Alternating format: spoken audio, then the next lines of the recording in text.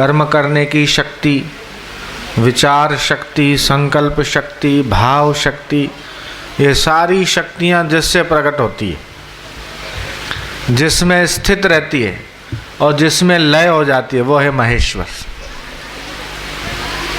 शिव पुराण में उस महादेव की, महेश्वर की महत्ता का प्रतिपादन किया है। हाँ जी। किसी बुद्धिमान या चेतन कारण के बिना इन जड़ तत्वों का निर्माण कैसे संभव है? पशु, पाश और महेश्वर का जो वास्तव में पृथक पृथक स्वरूप है, उसे जानकर ही ब्रह्मवेत्ता पुरुष योनि से मुक्त होता है। क्षर और अक्षर ये दोनों एक दूसरे से संयुक्त होते हैं। महेश्वर ही व्यक्त अव्यक्त जगत का भरण पोषण करते हैं। वे ही जगत को बंधन से छुड़ाने वाले हैं। भोक्ता, भोग्य और प्रेरक ये तीन ही तत्व जानने योग्य हैं। विज्ञ पुरुषों के लिए इनसे भिन्न दूसरी कोई वस्तु जानने योग्य नहीं है। सृष्टि और भगवान महादेव की पूजन का क्रम बहुत प्राचीन है। ऐसा नहीं कि सिर्फ भारत में ही पूजा होती है, विदेशों में भी पूजा होती है। उत्तर अफ्रीका में इजिप्ट है। उस इजिप्ट प्रांत में मेम्फिस और अशीरिस नामक क्षेत्रों में नंदी पर विराजमान त्रिशूल हस्त व्याघ्र चर्मांबरधारी शिव की मूर्तियां प्रतिष्ठित है। तो वहाँ भी अनादिकाल से लोग पूजा करते हैं।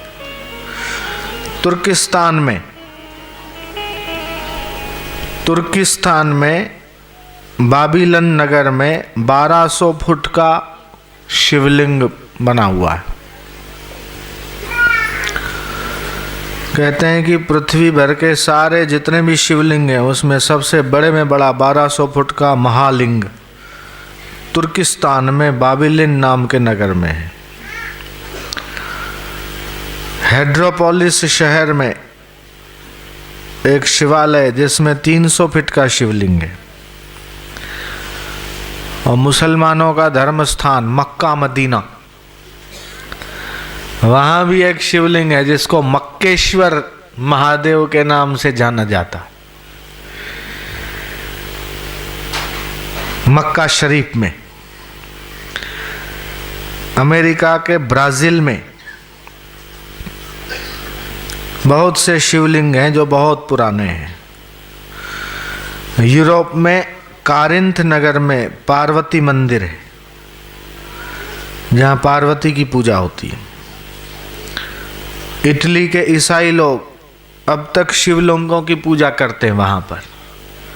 और यहाँ पादरी बोलते हैं कि शिवलिंग को मत पूजो, क्रॉस को मानो। तो तुम्हारे बाप दादे वहाँ क्या कर रहे हैं, जाके पूछ के आओ।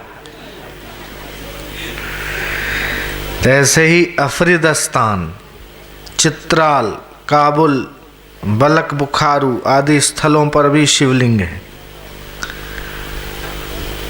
वहाँ के लोग उन शिवलिंगों को पंचशेर या पंचवीर नाम से पुकारते हैं। तो उस महेश्वर के दो रूप है, एक शिव और एक शक्ति।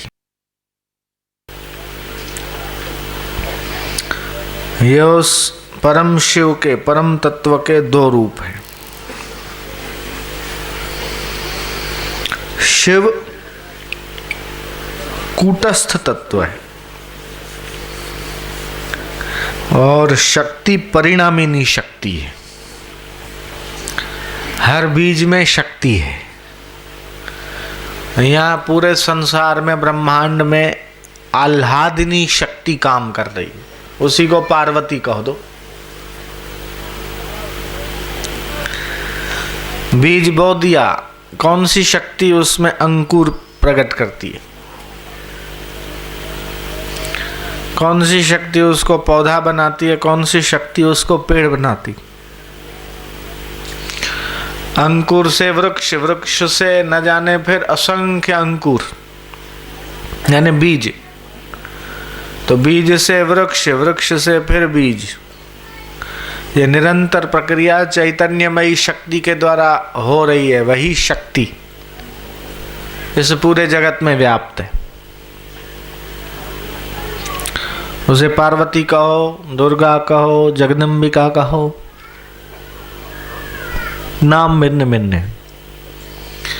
या देवी सर्वभूतेषु बुद्धि रूपेण संस्थिता। बुद्धि में विचार आते हैं, मन में संकल्प विकल्प होते हैं, शरीर से कार्य होते हैं। तो कार्य करने की शक्ति, मनः शक्ति, विचार शक्ति, भाव शक्ति, निर्णय शक्ति, श्रद्धा शक्ति, विश्वास शक्ति, वात्सल्य शक्ति, ये न जाने कितने प्रकार की शक्तियां अपने भीतर छुपी। वह शक्ति का मूल, आदि कारण, स्तोत्र, पराशक्ति। शिव मतलब जो अव्यक्त है, अदृश्य है, सर्वगत है और अचल आत्मा है। यह शिव का स्वरूप कहा। कूटस्थ, कुट कुट के भरा हुआ। माँ यहाँ हमान दस्ता लेके मिर्ची कूटती है।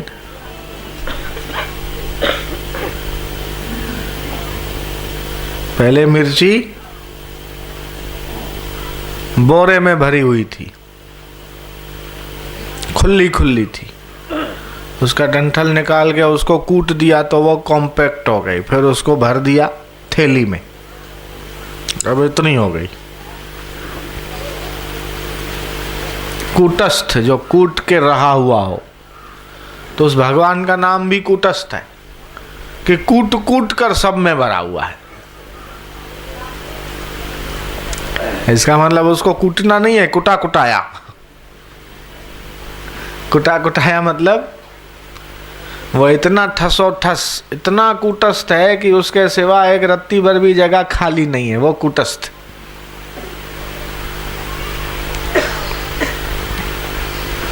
अव्यक्त, जो व्यक्त नहीं किया जा सकता।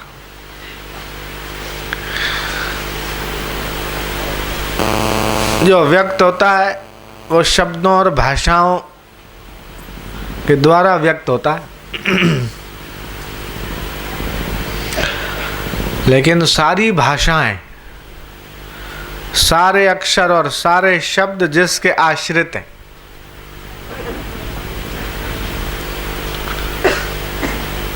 जिसमें से प्रकट होते, स्थित रहते और जिसमें लीन हो जाते, वो है अव्यक्त। दृश्य होते हुए भी अदृश्य है, कि दिखता हुआ भी नहीं दिखता। और सर्वगत, सर्वत्र व्याप्त है, अचल आत्मा है। ये शरीर तो चलायमान है, अभी यहाँ है, 3 दिन के बाद घर में है, कभी दुकान में है, कभी ऑफिस में है, कभी ससुराल है। तो ये शरीर आता जाता है। और समझो आता जाता नहीं, एक जगह रहता है तो भी जन्मने मरने वाला है। लेकिन वो परमात्मा आने जाने वाला नहीं है। तो शिव कहते हैं कि अदृश्य है, लेकिन जो शक्ति है वो दृश्य है।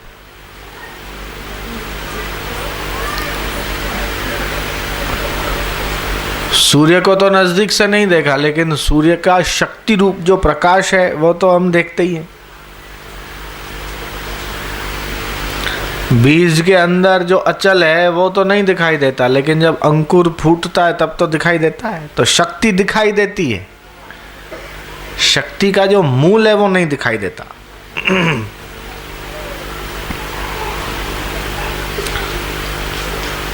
तो शक्ति के चरणों में समर्पण करना वह शिव के साक्षात्कार का मार्ग कहा है। तो वह शिव का अनुभव कैसे होगा कि गुरु का ज्ञान, कि गुरु में और शिव में फर्क नहीं। जो गुरु है वो शिव है, जो शिव है वो गुरु है। और गुरु कौन है कि जो लघु को लघु न रहने दे। लघु क्यों बना हुआ है कि लघु विचारों से लघु बना हुआ है, लघु कर्मों से लघु बना हुआ है। और गुरु क्या है कि जो लघु विचार लघु कर्मों को हटाकर तुम्हारे भीतर महान विचार दे दे और महान कर्म करने की प्रेरणा दे दे और तुमको गुरुत्व में प्रतिष्ठित करा दे, तो वो गुरु है।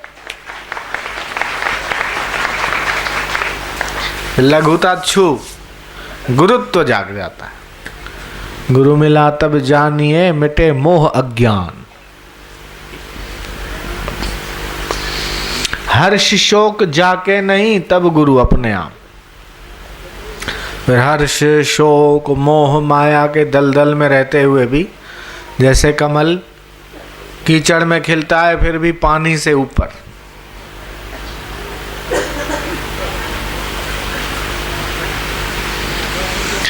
ऐसे ही जीव उसका अनुभव करने के बाद